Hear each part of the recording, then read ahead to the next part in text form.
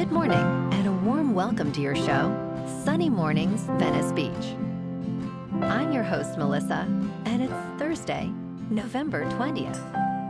You'll be interested to know.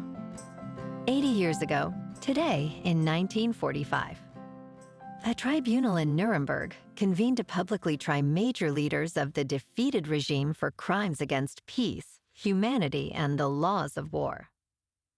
The trials established a formal international standard for accountability, asserting that even heads of state could face justice and setting a precedent for future human rights protection. So now you know. And now, it's time for the Surf Report. This morning, it's looking clean with waves at 1+ foot. Conditions remain steady through the morning. The wind is offshore at 0 to 3 miles per hour. By noon, expect choppy conditions as winds shift to sideshore at 8 miles per hour. Look for semi-choppy conditions in the afternoon as winds shift to south-southwest. Best time to ride is at 7 a.m. with a 5-foot incoming high tide when the southwest swell is 1 foot at 14 seconds and the offshore wind is 3 miles per hour.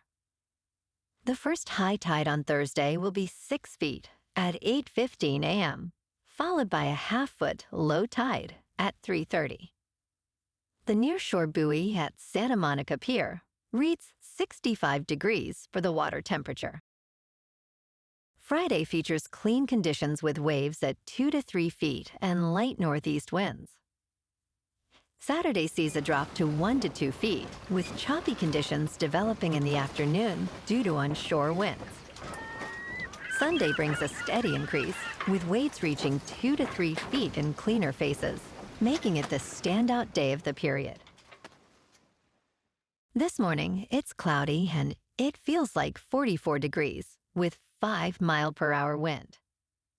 The sunset will take place at 4:47, and it will rise again tomorrow at 6:32. It looks like we're in for some cloudy weather today, with rain likely between 10 a.m. and 4 p.m., and a high near 57, along with an east wind at 5 to 10 miles per hour. Tonight, expect showers and a slight chance of thunderstorms, with a low around 52 and an east-northeast wind at 10 to 15 miles per hour, gusting up to 25. Looking ahead in the weather. Friday will be partly sunny with a chance of showers and thunderstorms and highs near 61, with north-northeast winds of 10 to 15 miles per hour and only small rainfall amounts expected. Saturday and Sunday turn drear with mostly sunny as sunny skies and highs around 62 to 63, while nights stay mild in the low 50s with patchy fog possible overnight Sunday and again Monday morning. Bonjour, food enthusiasts. This podcast is brought to you by Versailles Cafe and Pastries in Encinitas. Nestled on El Camino Real South, just north of Encinitas Boulevard, this cafe is a haven for culinary delights. Indulge in their amazing Eggs Benedict or their gluten-free crepes. You can grab a panini for lunch or just breeze on through to get your morning coffee. They are open every day from 8 to 5. So stop on by and don't forget to tell them Sunny Morning sent you. In local news, 2 of Tahoe's premier ski areas will not open as planned on November 21st due to stubbornly warm temperatures and lower than normal snowfall in the mountains. Vail Resorts announced that both Heavenly in South Lake Tahoe and Northstar near Truckee will not hit our originally targeted openings. Kirkwood remains on track for its December 5th opening, while other ski areas have also delayed their openings. However, colder temperatures and light storms have allowed resorts to begin making snow. Mount Rose has delayed its opening without a new date, while Sugar Bowl is on track for November 28th, and Palisades expects to meet its target of November 26th.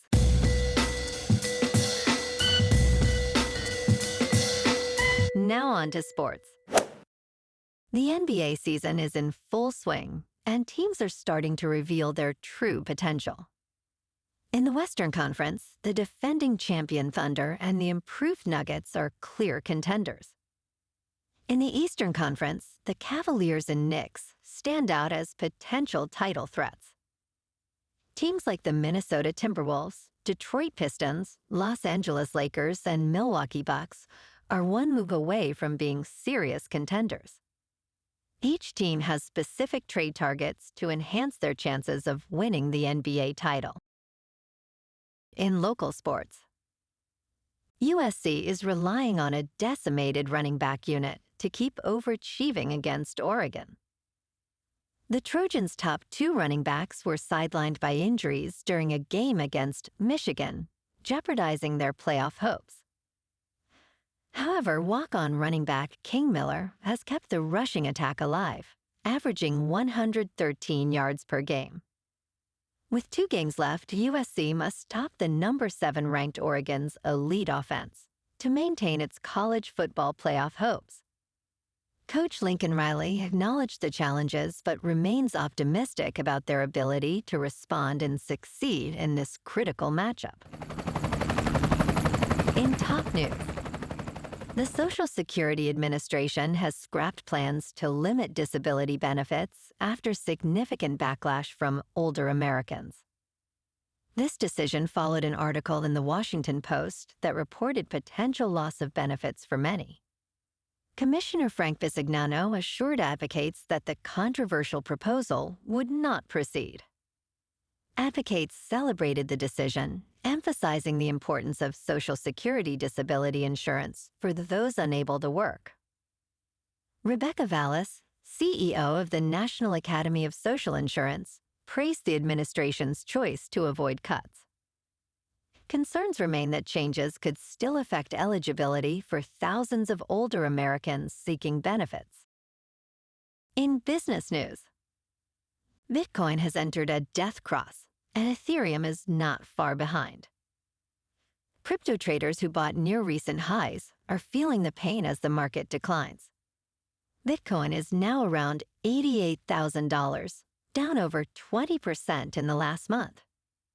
The overall crypto market has fallen to $3 trillion, with 95% of coins in the red. The Fear and Greed Index has dropped to 16, indicating extreme fear. Meanwhile, traders on Myriad predict Bitcoin may drop to $85,000, while Ethereum could slide to $2,000. Bitcoin is currently down 3% to about $92,000. Ethereum is down 5% to just over $3,000. And XRP is down 5% to $2.13. Moving on to a more local vibe. In our community spotlight on health and wellness, we are working with a national Pilates studio to bring you some free classes, so listen up. Check out Club Pilates, with several locations in the San Diego area. Pilates presents a comprehensive wellness approach, cultivating strength, reducing tension, and elevating mental well-being. Scientific research affirms its benefits. So now you can check out Club Pilates for a free class, with locations in Encinitas, Solana Beach, Oceanside, La Jolla, and more. Just be sure to tell them Sunny Morning sent you by. And now, back to the show. Let's talk science.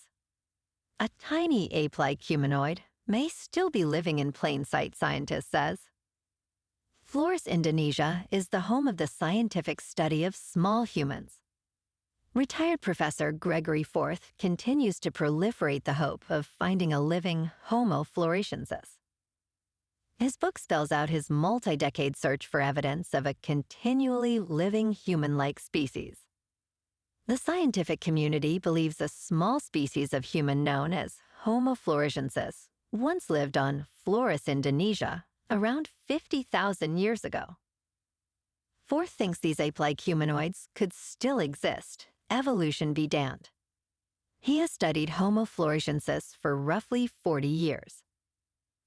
Forth's hopes of a living Homo floresiensis were emboldened by the finding of fossils roughly 20 years ago. entertainment news. Netflix has informed Warner Brothers Discovery Management that it would continue releasing the studio's films in theaters if its acquisition of the company is successful, Bloomberg News reported on Wednesday. The existing theatrical release contracts of Warner Brothers would be honored, according to the report, which cited sources familiar with the matter. Reuters could not immediately verify the report. This news could reshape the future of theatrical releases if the acquisition proceeds, highlighting Netflix's commitment to maintaining traditional cinema experiences. Stay tuned for further updates on this developing story. Well, alrighty, folks, it's time for the quote of the day. And today, our quote comes from the American lawyer and Supreme Court Justice, Robert H. Jackson. And he said, "The ultimate purpose of the Nuremberg trials was to make the law of the future, not merely to punish the past." And that's a wrap for this morning. You can check out our Instagram, YouTube, and TikTok for some captivating aerial videos with local news and the surf reports. Have an amazing day, my good friends. We'll see you tomorrow with another episode of Sunny Mornings Venice Beach.